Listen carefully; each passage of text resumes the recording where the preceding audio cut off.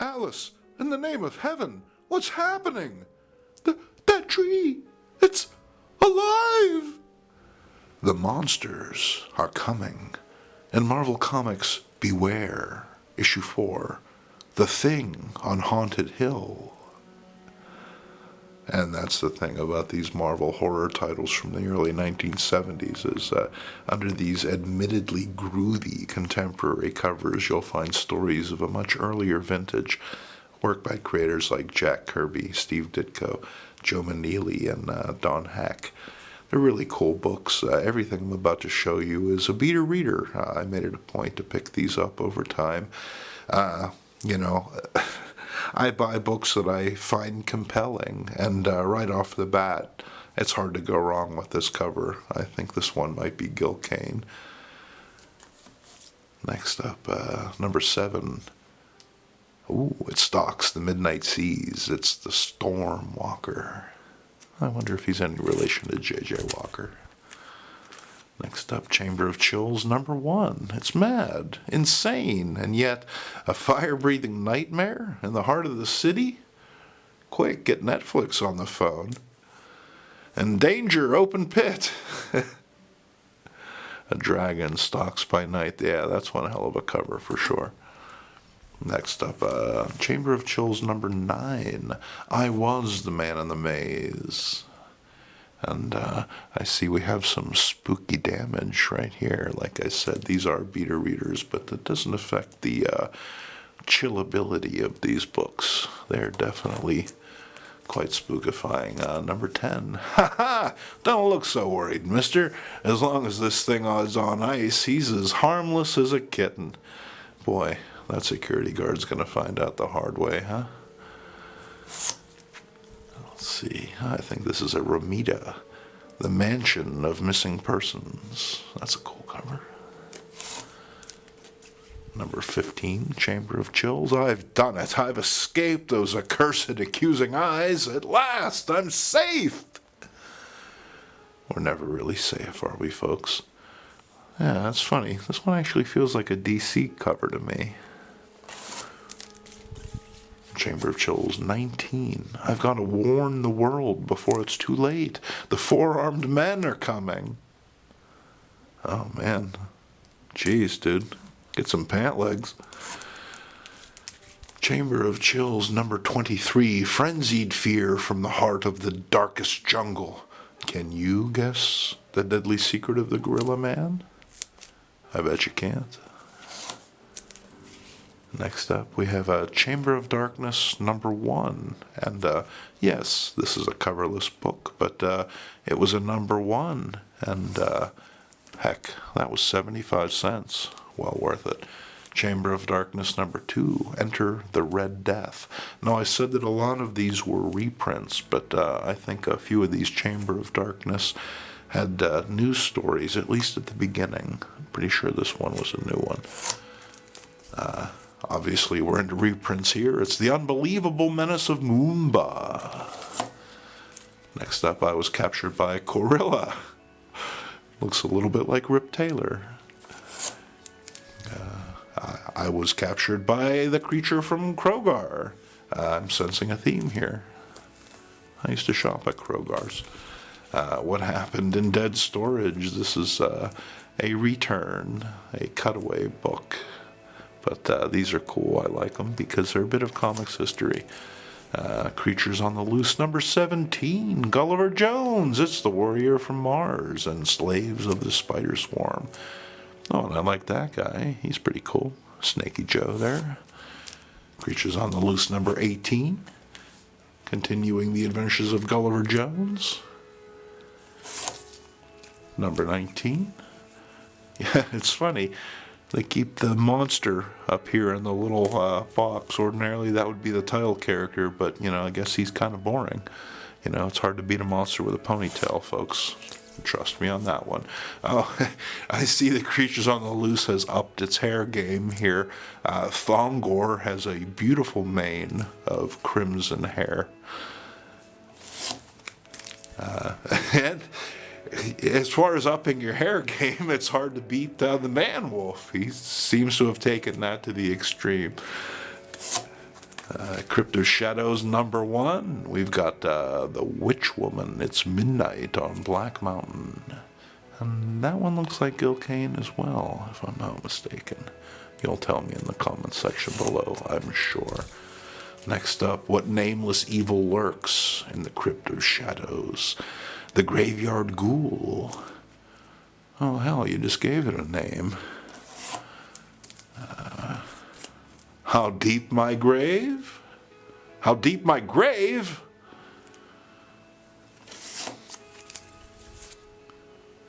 Some more. Reach deep, mortal. The key to your escape is in this bag. I'm reaching, but my hand's vanishing into thin air. It's a scream in the dark. And Crypt of Shadows, number 14. It's the thing that creeps. Next up, here's a classic. Some Jack Kirby, and this is an incredibly immersive cover. That one really, really pops. Fear number 2, I was hunted by X, the thing that lived. Number 3, we got Zootac, the thing that shouldn't exist. Plus a monster waits outside. Then we got Lokar, the bringer of doom. Journey into Mystery number 2. And, that one's cool. Yours truly, Jack the Ripper, based on a story by Robert Bloch. And this one is backwards. It's supposed to show you Journey into Mystery number 1. Dig Me No Grave. Next up, Journey into Mystery number 5.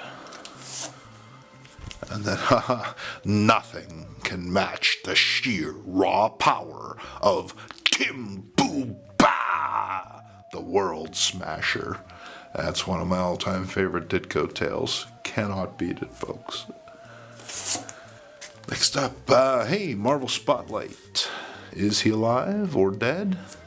As he flames upon his head. Back off, all of you, the girl's mine. And next up, Ghost Rider number 10.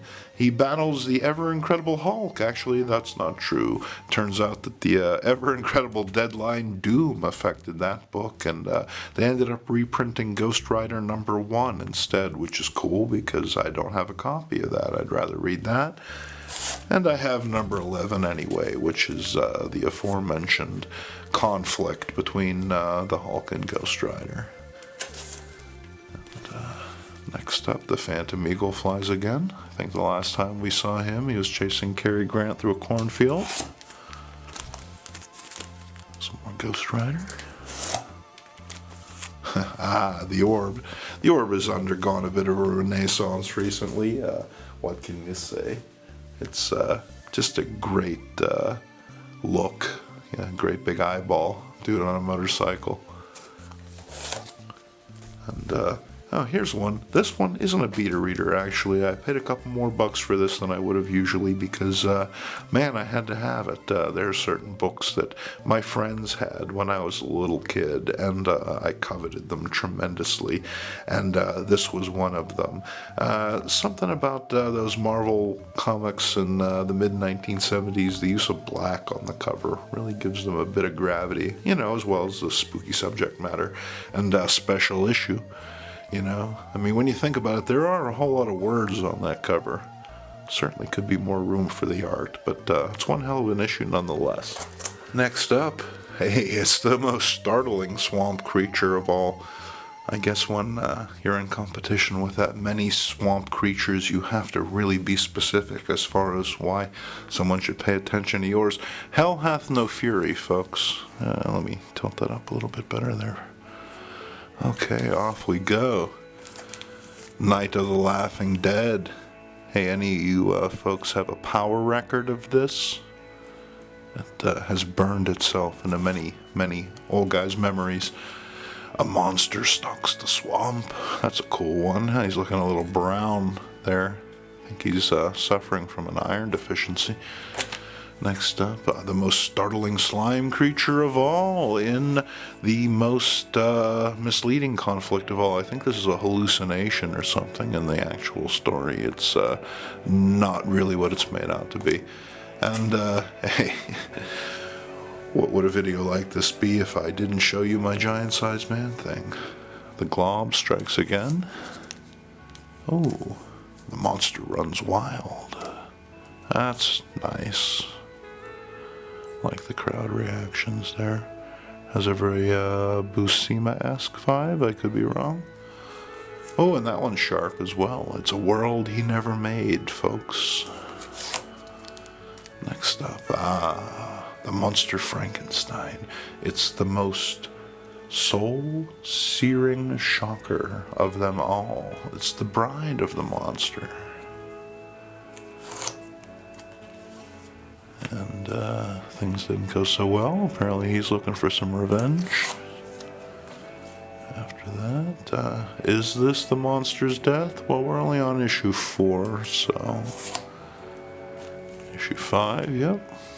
He's hanging in there. The monster walks among us. That's a knockout cover as well. What kid could possibly resist that? Moving on to a little Strange Tales featuring Brother Voodoo. Beware the Black Talon. You know, that's a safe bet. You know, it's not like, hey, invite the Black Talon to your bris. Not your bris, but, you know, your child's bris. Or maybe your bris. I don't know what you got going on. And next up, Supernatural Thrillers featuring The Valley of the Worm. Oh, and then we got some Living Mummy action. That's pretty cool. Look out! Here he comes. He's back from the tomb, folks.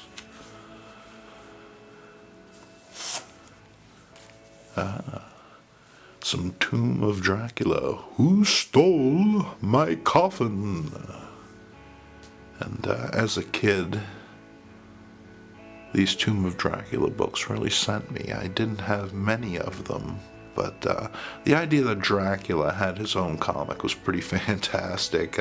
Sure, Superman, Spider-Man, you know, it's just your typical run-of-the-mill characters. But Dracula, you know what I mean? The idea that every month you got a little bit of that action, you know. If you were lucky, back in the 1970s, there'd be a, you know, vampire movie on the TV every once in a while. So to get, you know, some... blood-sucking action every 30 days. That's pretty fine, I gotta say. Ooh, it's the special double-sized issue. It's the Tomb of Dracula, the Lord of the Vampires. And some Tomb of Darkness. Oh, he's menacing Joe 90 for our British viewers out there. And, oh, some Werewolf by Night. The Diabolical Dr. Glitter Knight. Yeah, that's right, folks. The disco invasion went as far as the werewolf comics. Oh, not looking too good for, what's his name? Jack Terrier? Ooh, and their weird wonder tales, folks. The totem strikes its fear in the macabre Marvel manner. That's cool. This is when Kirby came back to Marvel, and Dr. Druid reveals the dark secrets of realms unknown. Actually, Dr. Druid is just there to usher in more reprints, but, you know, whatever it takes. We all got boat payments to make, right? Hey, we have some more Werewolf by Night. Full Moon, Fear Moon. That's cool. I like that. Ooh, the Red Slash across midnight.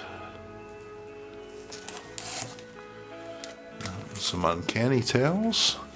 And that's a #1. Oh yeah. Alright. I'm sure that's going to put my kid through college. And, ooh, I like that. Uncanny Tales from the Grave. Hear me, brothers, tonight we turn this captive human into one of us, into a vampire. And it's trippy, you know, because, like, check this dude out. Yeah, alright, I'm willing to believe that he's a vampire within the context of this story. But then, like, look at these other guys. Like skeletons. How are they vampires? I mean, the skeleton vampires, sure, but it's not really specifying that on the cover. I think that'd be something you'd want to address. The woman who wasn't? Oh, looks like a groovy one.